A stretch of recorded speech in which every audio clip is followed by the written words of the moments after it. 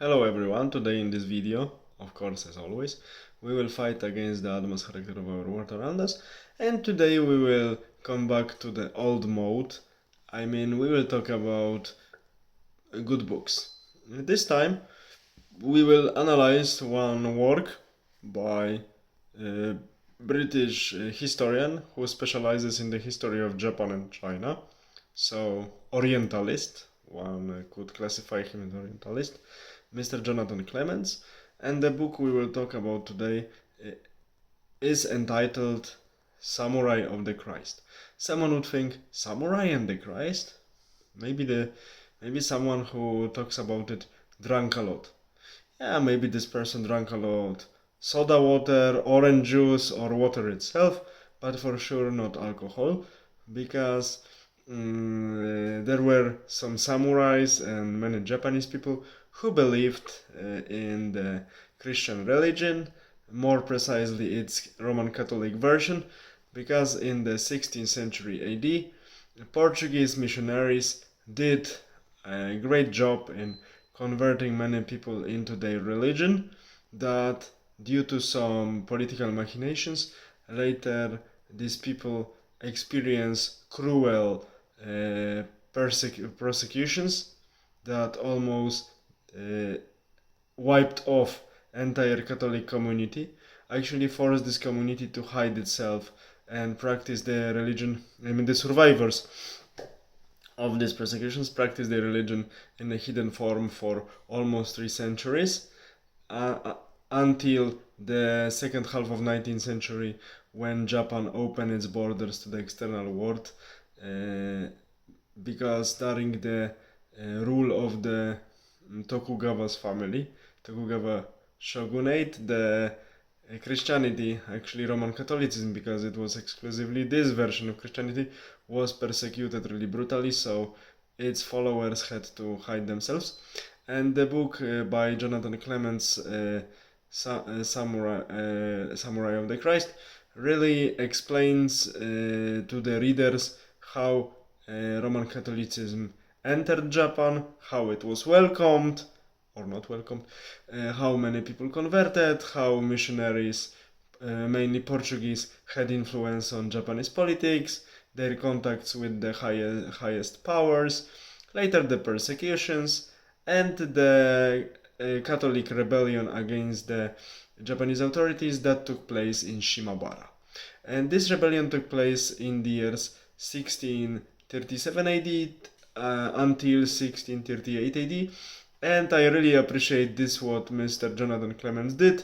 It's a great scrupulous work of archivist historian, because the records about the uprising are really nicely presented and described, and I really like the technique how the book was written. It's something like a tour guide, because Mr. Clements was in 2016 visiting all places connected with Shimabara rebellion, and before he started his chapter, he described all important details for tourists, how to reach these places, how to find the items or landmarks connected with the Shimabara rebellion, and how to get there.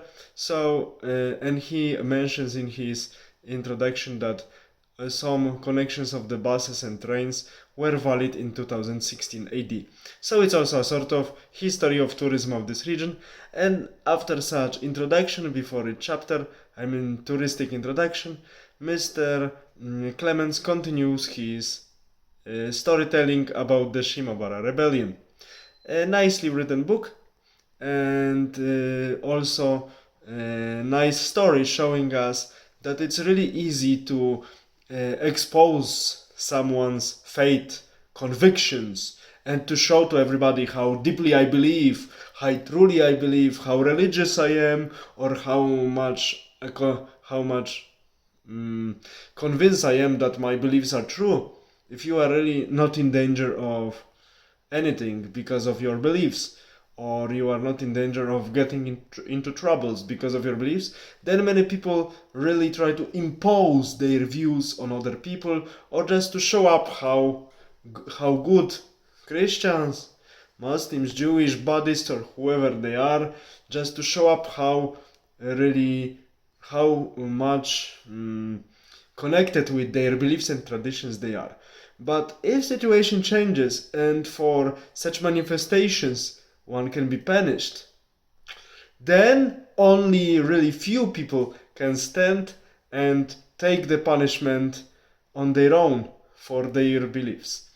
And that's why reading such stories from the past about really cruel prosecutions like Tokugawa shogunate prepared for the Roman Catholics of Japan in the first half of 17th century AD that lasted till the second half of 19th century AD, so almost 3 centuries. Reading such stories may really be useful for people to make them understand how precious the personal freedom and the freedom of religion is. We have in many countries currently. Because if we get something for granted, we do not appreciate it. But okay, it was off topic. Now coming back to the book, one thing I would really like to criticize in the narrative of Mr. Clements in this book is attributing too much to the incident connected with the Spanish cargo ship called San Felipe, so Saint Philip, that took place in 1596. Because Mr. Clements really puts a lot of important, really connects a lot of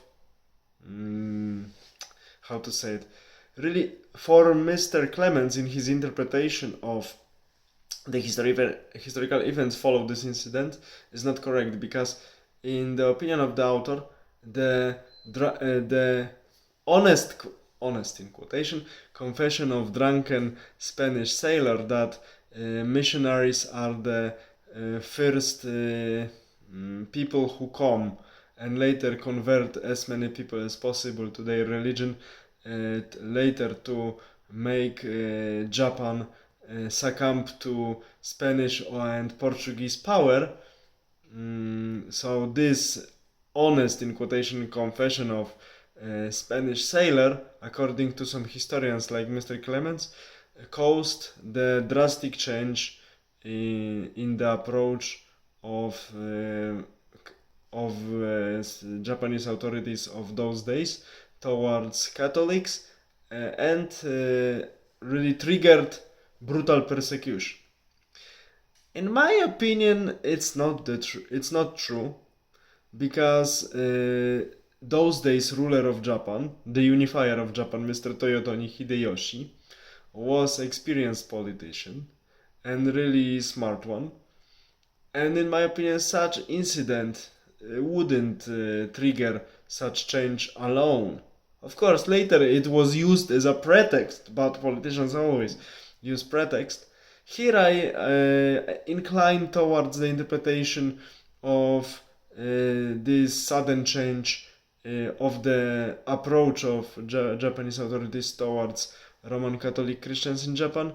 I incline to the interpretation of such historians like Russian historian of Azeri origin Mr. Ahmed Iskenderov, that the real reason behind the change of the behavior of Japanese authorities towards Catholic was the reluctance of the missionaries, especially their engineers and technicians, reluctance towards sharing the secrets of the construction of the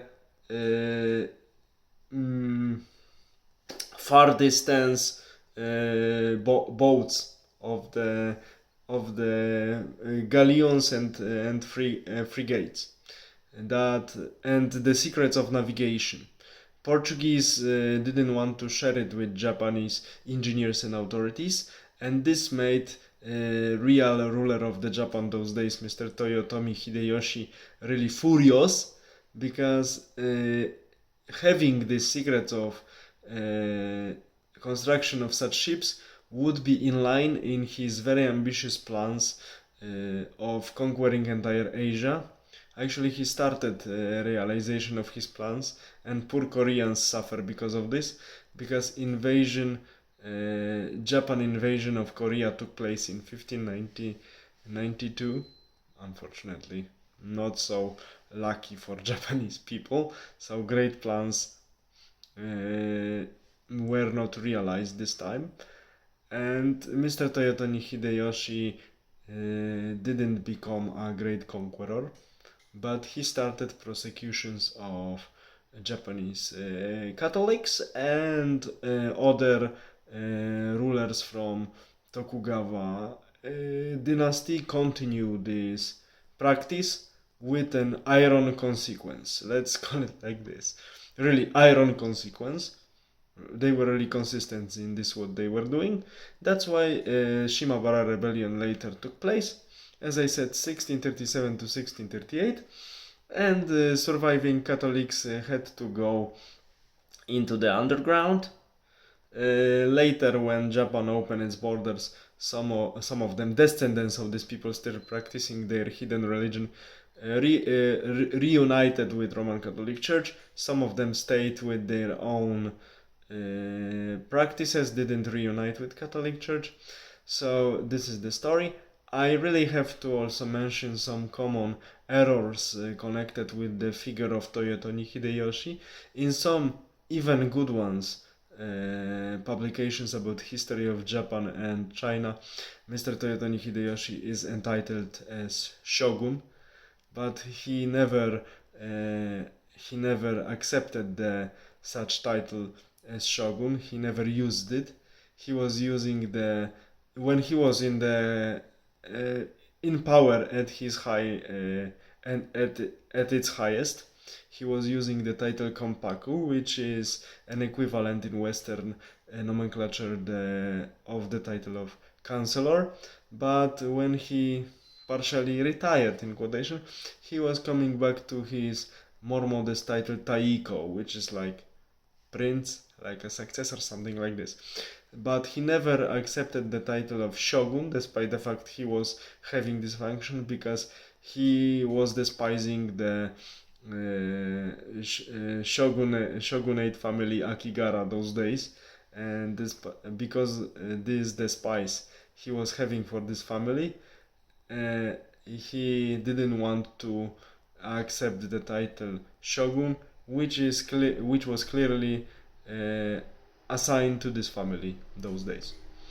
So this is small correction, and that's why Samurai of the Christ is very good book to read about the people who, despite having no chances, opposed their oppressors. They paid the highest price, and the survivors had to go to the underground to survive.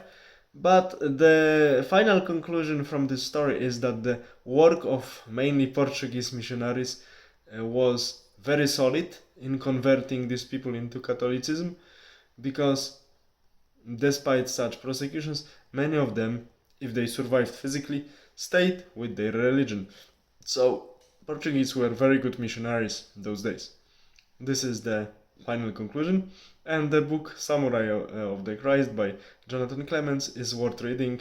Sometimes interpretations of the meaning of historical events, like the incident with the San Felipe cargo ship, and putting a lot and assigning to these events too much meaning and too much influence on following historical events, is not the strongest point of this book. But okay, one can forgive this flow of this work. That's why it's always better to read more than only one book about topic we are interested in, just to compare and make our own conclusions and understand the topic better. All the best, have a nice day, bye.